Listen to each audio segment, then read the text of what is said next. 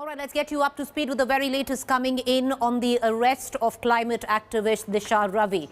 Right now, viewers, the DCW, the Delhi Commission of Women, have also stepped in, taking cognizance of 22-year-old climate activist Disha Ravi. The DCW has written to the Delhi police seeking answers over why her arrest was marred with various loopholes, as being shown in various media reports. Meanwhile, India Today has accessed more details on the pro-farmers WhatsApp group created by Disha.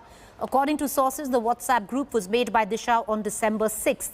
It was made to collaborate with activities related to farm agitation and was named as International Farmers' Strike.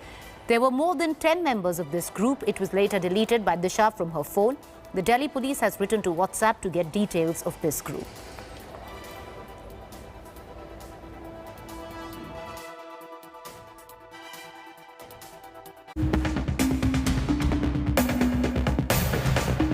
India Today has accessed WhatsApp chats between activist Greta Thunberg and Disha Ravi, and this is moments after Greta tweeted out the farmer protest toolkit. These chats are from 9:23 p.m. to 9:41 p.m. on the 3rd of February. Sends 2 new links on the accidental leak of document. It would be really good to have it ready now. I will receive so many threats because of this. It's really blowing up. Sending it to you. Okay, can you not tweet the toolkit at all? Can we just not say anything at all for a while? I'm going to talk to lawyers. I'm sorry, but our names are on it and we can literally get UAPA against us. Are you okay? I need to write something. Can you give me 5 minutes? I'm talking to the lawyers. These hate storms happen sometimes and they are really intense. Sure. I'm really sorry.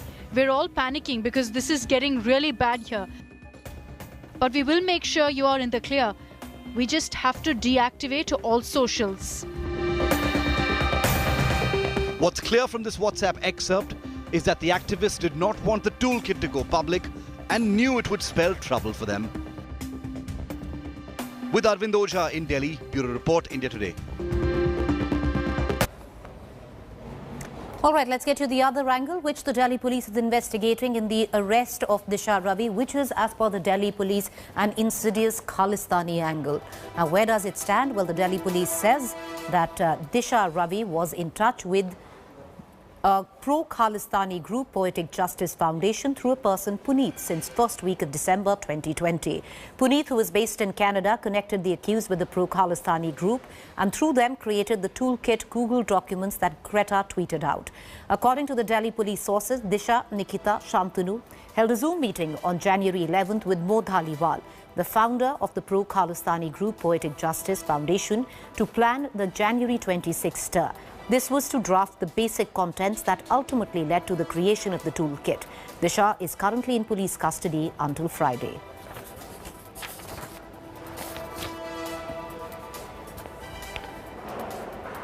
Well, one thing is quite sure, that religion is going to be the spine or the back of the massive election that is taking place in West Bengal, touted to be tectonic. The latest after Ram Durga is Saraswati.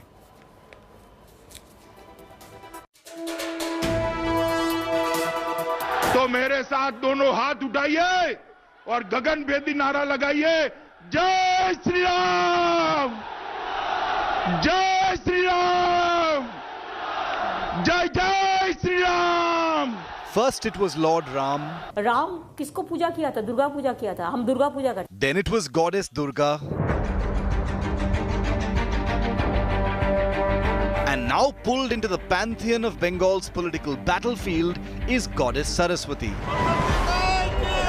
On Saraswati Pujo, she's the latest to star in an escalating war over deities, demigods and the divine.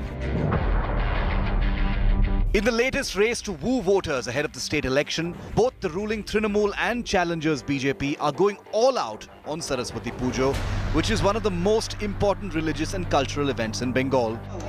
While BJP leaders are gifting Saraswati idols to people, the Trinamool has organized more than 100 pujas in Hooghly alone. Trinamool MP Aparupa Poddar is herself overseeing the arrangements. Trinamool is also using the puja to publicize welfare schemes launched by the Mamata government.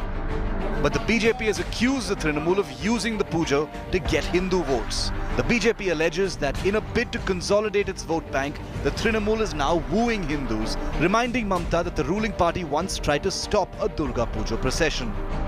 Durga Puja বিসর্জন করতে গেলে পুজো করতে গেলে হাইকোর্টে supreme কোর্টে যেতে হয় এই ব্যবস্থা কিন্তু আগে ছিল না উলবেড়িয়ায় সরস্বতী পুজো করতে গেলে ছাত্রছাত্রীদের পথ অবরোধ করতে হয় People of Bengal, the common people, the educated people, they are knowing that what the environment is prevailing all over India. Now we have to save Bengal from the clutches of this BJP.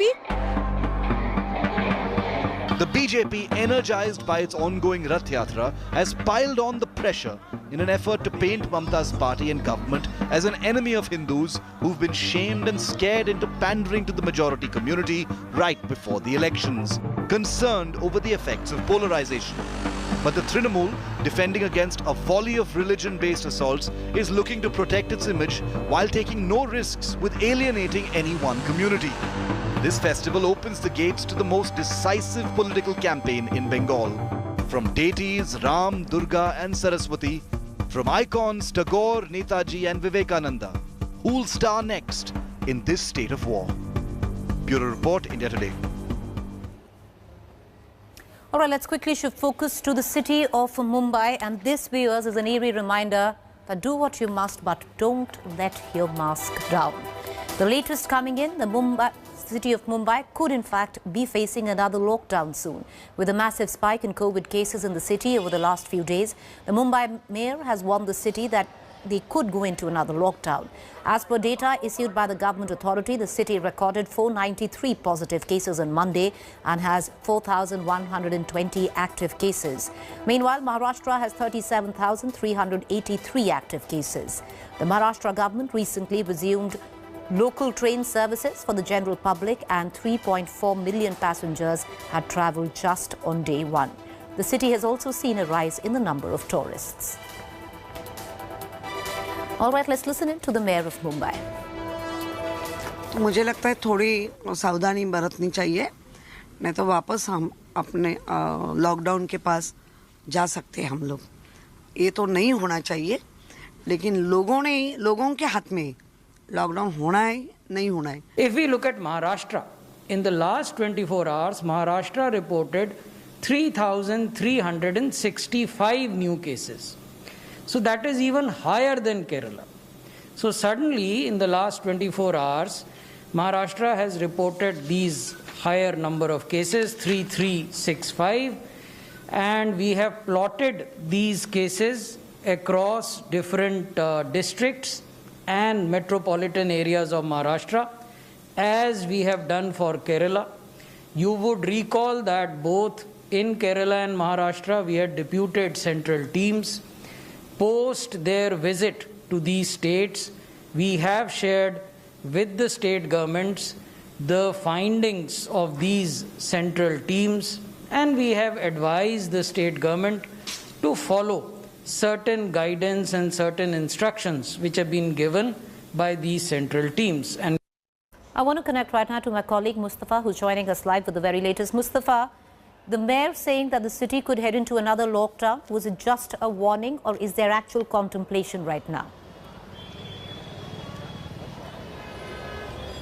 Well, Preeti, the distance from being in a state of partial lockdown is not much in the times of COVID, because the trains have just started for common people, and if the agencies don't want people to take caution, there are parties happening, there are weddings happening, the local trains are opening up and other things like offices are opening up. So as a caution, the BMC has warned the citizens of Mumbai, because it's a huge population, the COVID virus can spread at any given point and in a week's time, and then the government will have to take strict decisions. Even the Chief Minister Uddhav Thackeray, who had a meeting this evening, he has said that it's on the people to decide whether they want to live under partial restrictions or they want to choose lockdown by not following COVID rules. Back to you.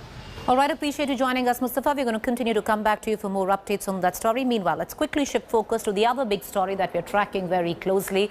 This one filed by my colleague Gaurav Sawant. Actual definitive proof of the Chinese pullback in Ladakh. Take a look.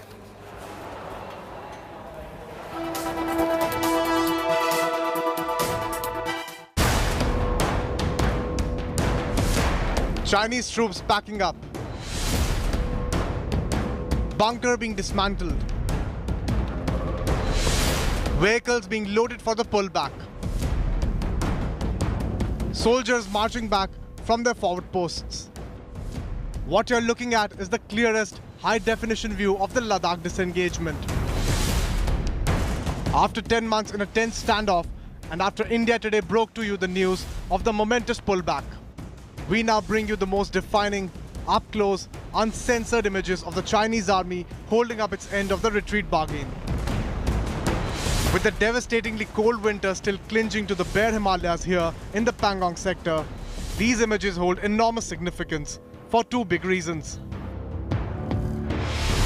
First off, the sector in Finger 4 in North Pangong, from where you see these troops dismantling their bunkers and moving back, is precisely the sector from where the Ladakh standoff was triggered in May last year.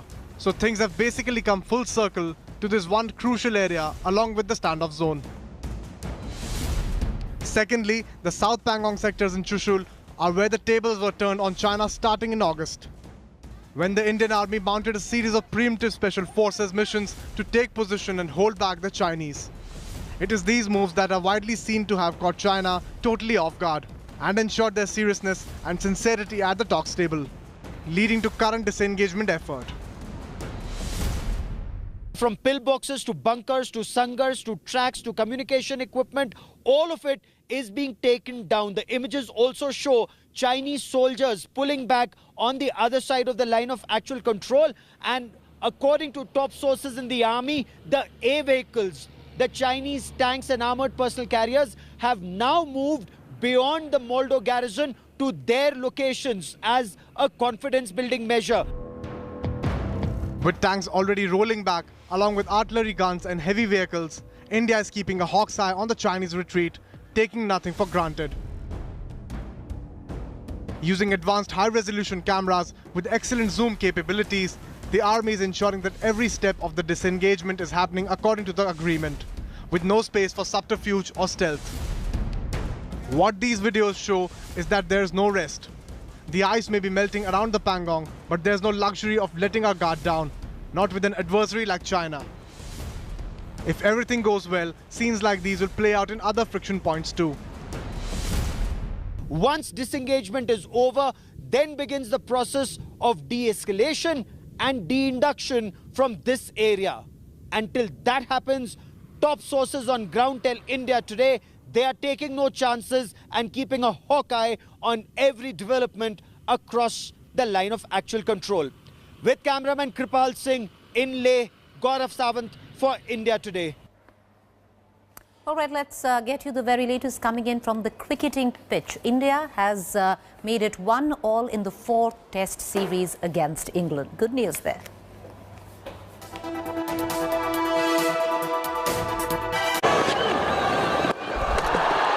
Gone by a long way. India winning this test match comprehensively. India bounced back in style. England outplayed in every department as India rode back to win the second test by a whopping 317 runs. India's biggest win against England and the star stretch. The 4-match series now stands level at 1-1. It was a test match that India needed to win after losing the series opener, and the grit that this team showed has now become its hallmark. Short sweep in the air and should be taken by Ishant Sharma. The conditions were challenging for both sides, but we showed more application and grit and determination to battle it out. We didn't panic out there looking at the amount of turn and bounce on that pitch. We trusted our defense and we got into the game and we scored 600 runs total in 2 innings combined. So, yeah, look, if you put up that kind of a batting performance and you string in those important partnerships, then we know that our bowlers are going to do the job in home conditions. So, yeah, it was a perfect game for us. India was 7 wickets away from winning the match, and Ashwin got things going with Rishabh Pant pulling off a magnificent stumping. Brilliance yesterday from Ben Stokes. That is right up there. Ashwin then removed Ben Stokes, and it was only a matter of time before India wrapped things up. Yeah, there were 2 noises, and in the end, patience is rewarded.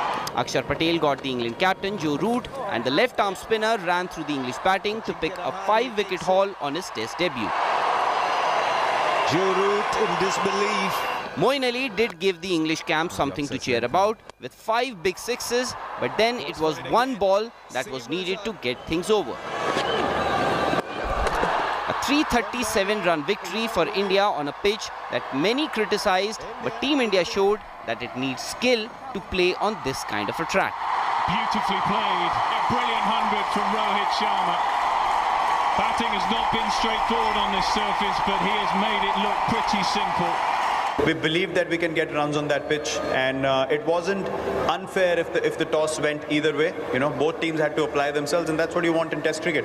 Whether you're playing on spinning tracks or you're playing on seaming tracks which have a lot of grass on it, both teams should be in the game from the first session onwards, and that's exactly the case on this pitch. 3 half-centuries and 2 centuries from India in the Test, and the debate should be settled as far as the Chepauk wicket is concerned. Ashwin goes to his 5th Test match 100. And now it's over to Ahmedabad for the pink ball test. Here's 25th. Sports Bureau, India Today. Yeah, another special knock. We've been used to those over the years. All right, with that, slipping into a quick break. To stay with us, up next is our fact check segment. Welcome back. You're watching our fact check segment where we bust certain claims masquerading to be facts on social media platforms and WhatsApp groups. Now, there is a claim that is floating about suggesting that gold coins were found in a canal near the Wullur Lake in Jammu and Kashmir. Well, viewers, yes, it's a picture of gold coins in a lake, but nothing to do with India or Jammu and Kashmir. This is a very old picture coming in from Italy. Nothing to do with India. With that quick fact check, it's time for us to wrap up this edition of 7 at 7. But do stay tuned. Up next is To The Point.